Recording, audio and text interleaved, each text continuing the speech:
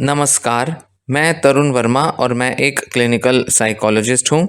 इस वीडियो में अपनी सीरीज़ कि एक नार्सिसिस्ट पर्सन से कैसे डील करें, एक टॉक्सिक इंसान से किस तरह से खुद को बचाएं, इस सीरीज़ को आगे बढ़ाते हुए आपसे एक नए टॉपिक पर चर्चा करूँगा और यह टॉपिक आगे की कई वीडियोस तक कंटिन्यू रहेगा। टॉपिक होगा कि नो कॉन्टैक्ट मतलब कोई भी कनेक्शन ना रखना, ये एक नार्सिसिस्ट के साथ क्यों ज़रूरी है, क्या इसका मतलब होता है और कैसे नो कॉन्टैक्ट इस्टेब्लिश किया जाए एक नार्सिसिस्ट के साथ। मतलब कैसे एक नार्सिसिस्ट के साथ सारे कॉन्टैक्ट तोड़े जाएं, इस बारे में आगे की कुछ वीडियोस में आपसे डिस्कशन करूंगा। किसी भी नार्सिसिस्ट के प्रभाव से बचने के लिए नो कॉन्टैक्ट मतलब कोई संपर्क ना होना, ये सबसे प्रभावी तरीका होता है। नो कॉन्टैक्ट को एक विक्टिम के टूलकिट का सबसे शक्तिशाली तीर माना जाता है।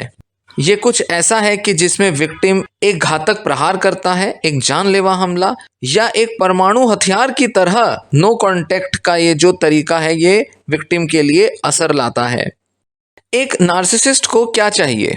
उसको चाहिए अपना फ्यूल, ईंधन। नो कॉन्टैक्ट को समझने के लिए पहले ये समझना ज़रूरी है कि नार्सिसिस्ट को क्या चीज़ है जो इंस्पायर करती है, और वो है कि उसको अपना फ्यूल का सप्लाई चाहिए। हालांकि नार्सिसिस्ट नियंत्रण मतलब कंट्रोल, डोमिनेंस और एडमिरेशन मतलब प्रशंसा चाहता है, लेकिन ये सब उसकी फ्यूल की जो फंडामेंटल बेसिक सी जो ज़रूरत है उसका सिर्फ एक बाय प्रोडक्ट है। फ्यूल का मतलब होता है किसी भी तरह की कोई इमोशनल रिएक्शन, चाहे वह पॉजिटिव हो या नेगेटिव, जो कि दूसरे व्यक्ति से मिलती है, जैसे कि तारीफ भरी नज़र, गुस्से से भरा अपमान या प्यार भरा आलिंगन। यह ईंधन उनके अस्तित्व के लिए ज़रूरी है और उन्हें हर दिन इसकी ज़रूरत पड़ती है। ईंधन की लगातार आपूर्ति के लिए नार्सिसिस्ट आमतौर पर एक मुख्य स्रोत, एक प्राइमरी सोर्स रखते हैं और इसके अलावा कई दूसरे सोर्सेज भी अपने पास अवेलेबल रखते हैं। नार्सिसिस्ट का सबसे बड़ा डर है कि इस फ्यूल की सप्लाई का बंद हो जाना। जब इस फ्यूल की सप्लाई को काट दिया जाता है तो वे इसे फिर से शुरू करने के लिए हर तरह के हथकंडे अपनाते हैं। यदि वे सक्सेसफुल ना हुए तो उन्हें एक नया सोर्स खोजने के लिए मजबूर होना पड़ता है। नो कॉन्टैक्ट का नार्सिसिस्ट पर इफेक्ट। नो कॉन्टैक्ट लागू करने से ईंधन की आपूर्ति सीधे तौर पर बंद हो जाती है, इसीलिए यह इतनी प्रभावी है। नार्सिसिस्ट इस पर कैसी प्रतिक्रिया देंगे यह उनके प्रकार पर, उनके टाइप पर डिपेंड करता है। जैसे एक होगा कमजोर नार्सिसिस्ट और एक होगा ताकतवर नार्सिसिस्ट। कमजोर नार्सिसिस्ट जिसे हम लेसर नार्सिसिस्ट कहेंगे और ताकतवर नार्सिसिस्ट जिसे हम ग्रेटर नार्सिसिस्ट कहेंगे। तो जो कमजोर नार्सिसिस्ट है वे उस फ्यूल को वापस पाने के लिए लड़ेंगे, लेकिन उनकी कोशिशें ज़्यादा देर तक नहीं चलेंगी। जल्द ही उन्हें एहसास होगा कि जो विक्टिम है उसका पीछा करने में जितनी ऊर्जा लग रही है वह बहुत ही ज़्यादा है उस फ्यूल के मुकाबले जो कि उन्हें चाहिए। तो इसलिए बेहतर होगा कि उस फ्यूल को ढूंढने की जो एनर्जी है वो हम कहीं और लगा लें। तो जो एक लेसर नार्सिसिस्ट है वो गिव अप कर देगा, पर एक ग्रेटर नार्सिसिस्ट उसे अपने नियंत्रण को, कंट्रोल को वापस हासिल करने के लिए ज़्यादा लंबी और तीव्र, बहुत ही इंटेंस लड़ाई लड़नी पड़ती है। ऐसा दो वजहों से होता है।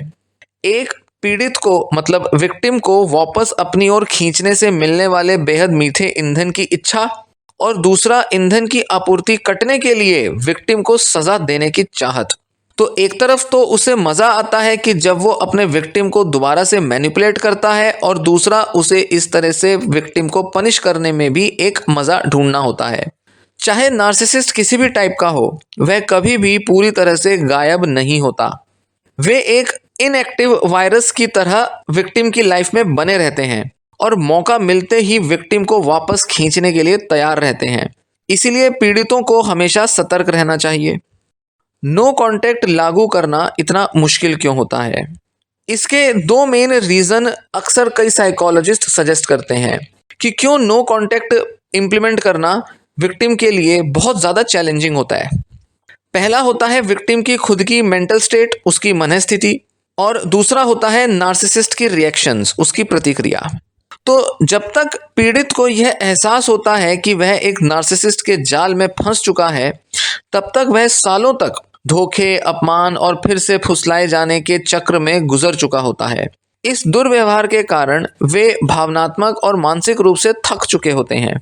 उनका जो आत्मविश्वास है और सोचने की क्षमता है वो भी काफी हद तक कम हो चुकी होती है, या कहें कि खत्म ही हो जाती है।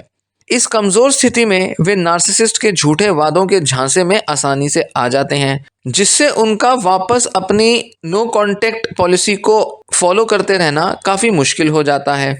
तो वहीं पीड़ित को नार्सिसिस्ट के बार बार और लगातार होने वाले हमलों का सामना करना पड़ता है, जो उसे वापस अपनी तरफ खींचने की कोशिश करेगा।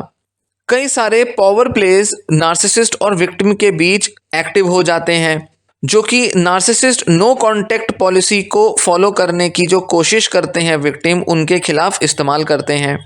बहुत ही कम लोग पहली बार में नो कांटेक्ट को अमल में लाने में सफल हो पाते हैं, क्योंकि वे पर्याप्त रूप से मजबूत नहीं होते, स्ट्रांग नहीं होते। वे इस बात के लिए तैयार नहीं होते कि नार्सिसिस्ट कितना खतरनाक हो सकता है, और उन्होंने अपनी निकलने की तैयारी ठीक से की ही नहीं होती। नार्सिसिस्ट की मानसिकता को समझना। नार्सिसिस्ट के दृष्टिकोण को, उसके पर्सपेक्टिव को समझना बेहद ज़रूरी है किसी भी विक्टिम के लिए।